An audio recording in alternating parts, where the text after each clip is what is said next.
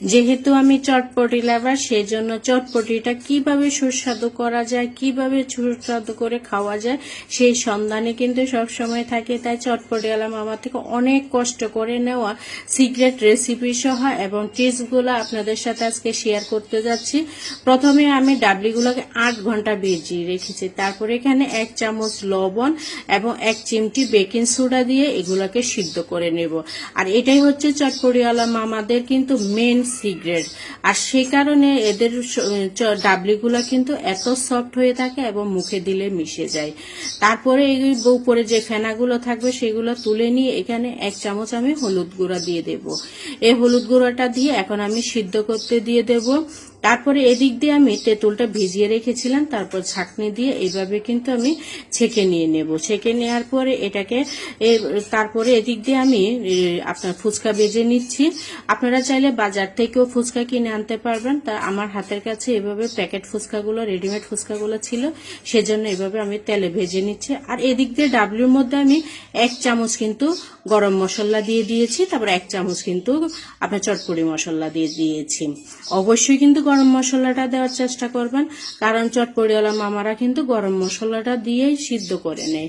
তারপরে এদিক দিয়ে আমি আপনার 1 চামচ লবণ এবং 1 চামচ আপনার চিনি দিয়ে আমি এটাকে ভালো করে একটু চিনিটা মিশা পর্যন্ত আমি এটা একটু জাল দিয়ে নেব। তারপরে এটা নামিয়ে এখানে আমি আপনার দিয়ে দেব 1 চামচ চটপটি মশলা এবং 1 চামচ কিন্তু ভাজা জিরার গুঁড়া দিয়ে এটাকে ভালো করে মিশ্রণটা করে নেব। তারপরে দিয়ে দেব ধনেপাতা কুচি এবং কাঁচামরিচ কুচি।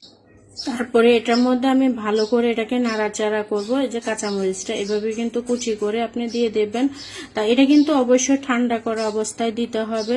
তারপরে এখানে দিয়ে দেব আমি 1 চিমটি আপনার চিলি ফ্লেক্স। তারপর এখানে কিন্তু অবশ্যই বিট লবণটা মিশ্রণ করবেন। আপনার এই টকটা যত বেশি মজা হবে তত বেশি আপনার চটপটিটা একদম খাওয়ার সময় চটপটিওয়ালা মামাদের মতন হবে। এই দেখুন একটা গ্রেভি একটা জুসি আমার ডাবলিগুলো সিদ্ধ হয়ে গেছে।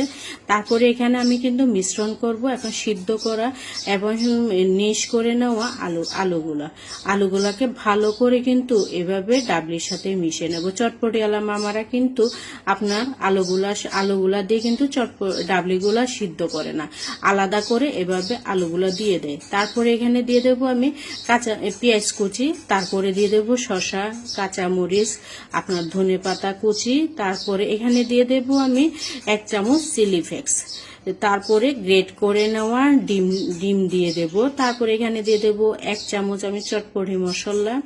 তারপরে এখানে ফুচকাগুলো ধনেপাতা দিয়ে ফুচকাগুলো এইভাবে ভেঙে ভেঙে দিয়ে দেব।